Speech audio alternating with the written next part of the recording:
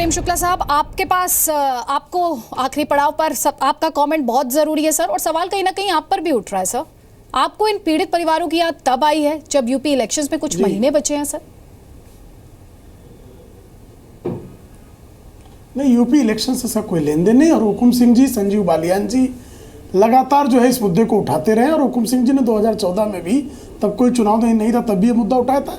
एक महत्वपूर्ण बात राजीव त्यागी जी ने कही कि इसमें संविधान की धारा 356 के तहत कार्रवाई करनी चाहिए। सिर्फ मैं इतना जानना चाहता हूं कि क्या ये कांग्रेस की मांग है, और क्या कांग्रेस संसद में यदि उत्तर प्रदेश में कैराना के मुद्दे पर धारा 356 के तहत कार्रवाई होती है तो क्या कांग्रेस का समर्थन करेगी? कृपया ये स्पष्ट कर दें।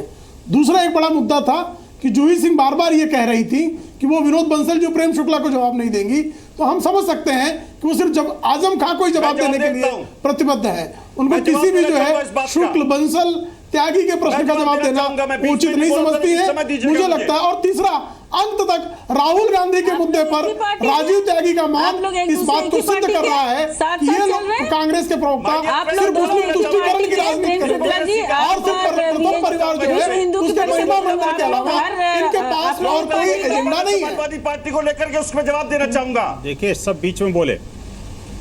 जब राजीव त्यागी जल्दी से आपका जवाब समय दीजिए मुझे। अब देखिए, आप मेरी बात सुन नहीं रहे हैं। सर, अगर मैं कितनी शांति सुन रहा था, मैं कितनी शांति से सुन रहा था। जूही सिंह जी, आप अपना बैलेंस क्यों खो रही है? दोगलेपन से बाहर आजम खान से नफरत है क्या आपको? बात करेंगी तो कांग्रेस पार्टी इस आजम खान से नफरत है?